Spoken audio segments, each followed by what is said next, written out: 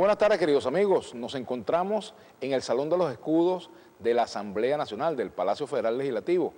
Aquí vamos a realizar un programa con los diputados Francisco Torrealba y Miguel Pizarro. Francisco Torrealba del Partido Socialista Unido de Venezuela y Miguel Pizarro de la Mesa de la Unidad Democrática.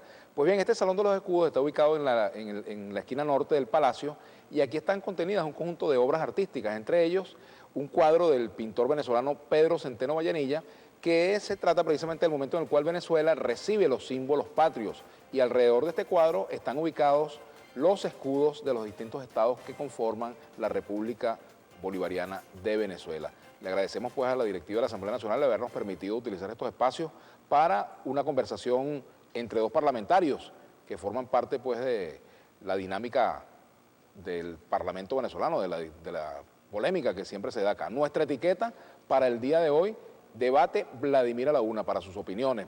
Le damos la bienvenida. Gracias por venir, Francisco. Gracias a ustedes por la Miguel. invitación. Bueno, vamos a arrancar contigo. La situación social del país, uno de los asuntos que ustedes tratan en la Comisión de Desarrollo Social Integral, hoy en día es bastante complicada. El gobierno ha dictado un aumento salarial. ¿Qué tiene de bueno y qué tiene de malo esa medida?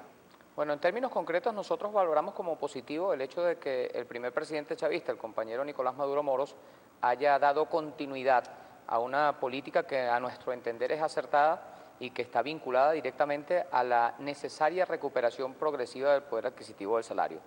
Y decimos que esto es positivo porque, por supuesto, eso rompe con el paradigma que rompió la revolución y que rompió el comandante Chávez en su oportunidad, que imponía el Fondo Monetario Internacional y el Banco Mundial a los gobiernos que estuvieron aquí en nuestro país y que entendían que la ecuación aumento de sueldo era igual a aumento de inflación, y entonces por tal razón no se le aumentaban los sueldos a los trabajadores. Sin embargo, aún en aquellas épocas, los trabajadores que no recibían aumento de sueldo eran víctimas de inflaciones criminales de 3 dígitos y muy elevadas. En este caso, la inflación ha atacado severamente, y los otros problemas que tenemos en la actualidad, al ingreso de los trabajadores y al poder adquisitivo de su salario, y el presidente Maduro ha seguido por la opción correcta, que es no caer en el chantaje del Fondo Monetario Internacional, ni de Fedecámara, ni del Banco Mundial, ni de la oligarquía, ni de la derecha, y ha producido un tercer incremento de sueldo que a nosotros nos parece positivo. ¿Qué dice Miguel Pizarro? Miren, el problema de fondo acá, agradezco el espacio, además un saludo a Francisco en este debate. Salud. El principal problema que hoy tiene nuestro país es un modelo que fracasó,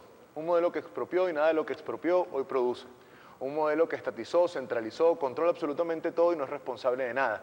Un salario que no importa cuántos billetes de 100 usted tenga en el bolsillo, lo importante es que puede comprar con el billete de 100. Entre el espiral inflacionario, entre la destrucción del poder adquisitivo, entre la bonificación del salario, algo tan dramático y tan grave como que hoy las bonificaciones sean más altas que el salario integral, haciendo con esto burla de prestaciones sociales y estabilidad laboral que requiere nuestra clase trabajadora, es que aquí hay un modelo que fracasó. No sirve de nada tomar medidas con respecto al salario si no tomas medidas con respecto a la producción, si no tomas medidas con respecto a la política de importaciones que hace que un grupito chiquitico se haga cada vez más millonario, mientras que la mayoría de los venezolanos no conseguimos los productos. Y en el marco de eso, hay que entender que las medidas aisladas solo terminan por profundizar la crisis económica. Podemos tener diferencia en cómo vemos la crisis económica. Lo que no podemos tener diferencias hoy, y en lo que hay un enorme consenso, es que esta situación nadie la merece. Que conseguir hoy en día una medicina sea producto de un ruleteo es algo que nadie merece. Que 2 de cada 10 niños hoy en edad escolar tengan problemas de talla y peso por problemas de alimentación es una realidad que nadie merece. Y eso no tiene que ver solo con salarios, tiene que ver con un modelo que conculca el futuro de las personas. ¿Conculca el futuro de las personas ese modelo? ¿Es un problema de modelo, es un problema de coyuntura, es un problema de guerra económica? Mira, ¿Qué hay allí? sí, yo creo que si en algo podemos rescatar alguna coincidencia de la intervención que ha hecho el compatriota colega parlamentario Pizarro, es en el tema de que no importa cuánto aumentes mientras sigas siendo objeto de una guerra tan cruenta, tan salvaje como la guerra de la cual es objeto el pueblo venezolano, y entre el pueblo, los trabajadores y las trabajadoras, no hay incremento que valga, definitivamente no lo hay, mientras que los incrementos se vean directamente reflejados en incremento de precios sin que eso lo justifique la estructura de costos, mientras que siga existiendo el bachaqueo, gran bachaqueo y el bachaqueo detallado, mientras que siga existiendo la acaparación, la especulación, y esto por supuesto no son acciones que lideriza el gobierno a fin de cuentas está cerrado en una pelea contra la inflación criminal que se come el poder adquisitivo del salario, y nosotros hemos visto aquí que incluso los incrementos no solo han sido de salario, y hablando de bonificación del salario, fuimos testigos durante muchos años de la guerra para que los bonos se hicieran sueldo, y ahora estamos viendo también cómo los sueldos se incrementan también los bonos, y con todas estas medidas todavía, en el marco de la guerra, resultamos que hace falta hacer muchas más cosas, como se ha hecho en el presente. No solamente se hacen incrementos salariales, sino que también se habla de la reactivación del país, se habla de la implementación de los 15 motores, se habla del compromiso que nosotros hemos asumido desde la clase obrera venezolana, que recuperamos nuestras prestaciones sociales, por cierto, gracias a la revolución de Chávez, porque nos las habían robado por receta del Fondo Monetario Internacional que se le aplicaron al gobierno de Caldera en tiempos de PECOF. En todo caso, estamos de acuerdo en que es necesario un conjunto de medidas de forma simultánea, que son las que está aplicando el gobierno del presidente Maduro y que van a dar respuesta más temprano que tarde a la crisis que atravesamos. Mira, el discurso de la víctima visto desde el gobierno es un discurso que no tiene asidero hoy en la realidad. Desmechemos hoy dónde estamos parados. Expropiaron, pongamos un ejemplo, Corpoelec. El servicio hoy eléctrico en nuestro país es mejor que el servicio que teníamos antes. Los trabajadores están en mejores condiciones. El patrono se comporta mejor con el sindicalista y con el contrato colectivo, sin duda alguna no. Expropiaron aceites Diana. Hoy, ¿dónde se consigue aceites Diana? Expropiaron abastos bicentenarios. Basta con ver cómo está la red pública de distribución de alimentos para que veamos que no supieron gerenciarlo y no supieron qué hacer con ellos. Bachaqueo, Francisco. ¿Quién es el principal responsable de las guías de movilización de este país? ¿Quién es el principal responsable del acompañamiento de los alimentos que salen de un sitio a otro y llegan y terminan en el comercio informal bajo la mirada cómplice de la Guardia Nacional Bolivariana? ¿Quiénes son los que se han hecho millonarios con este modelo que lo único que ha sido es una fábrica de generar pobreza y dependencia del Estado venezolano en el tiempo, mientras que unos grupitos muy pequeños que hoy defienden se siguen haciendo millonarios con los grandes negocios que montaron, por ejemplo, el general Carlos Osorio? Pero además, en el marco de lo que estamos viviendo nosotros hoy como país, no basta con hablar en terreno político, en términos genéricos, es que hoy hay una realidad que es clara, el gobierno tiene prioridades equivocadas. En nuestro país se gastan 1.200 millones de bolívares más en la compra de armamento que en el programa de alimentación escolar. En nuestro país, todavía hoy, en esta crisis, el gobierno gasta más de 40 millones de bolívares en viáticos de sus altos funcionarios, mientras que los venezolanos hacen cola para comprar comida. La crisis y la guerra económica, o como ustedes lo mencionan, no puede ser solamente un discurso que no tiene acciones que lo apalanquen. ¿Qué se ha resuelto desde que se habló de emergencia? ¿Qué se ha resuelto desde que se habló del decreto? ¿Y qué se ha cambiado desde que se entendió que el modelo había fracasado? Francisco Torrealba.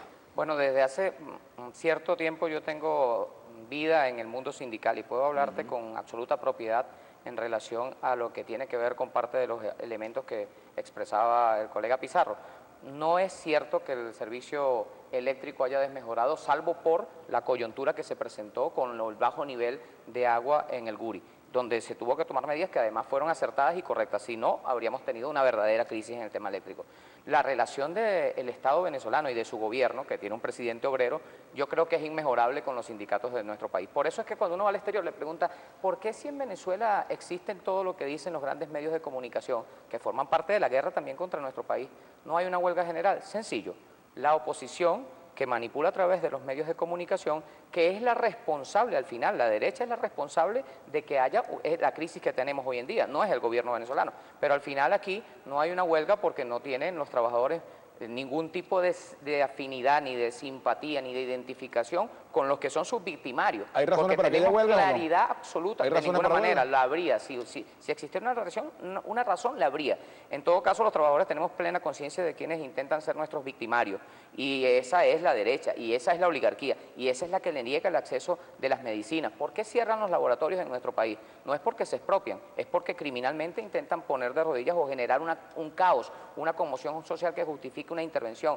¿Por qué se dice que la Guardia Nacional es cómplice cuando vemos que la Guardia Nacional actúa, por ejemplo, en el circuito de donde tú eres diputado, Miguel, en Petare, acciones permanentes del comandante general de la Guardia Nacional, mayor general Benavides, y de todo su equipo?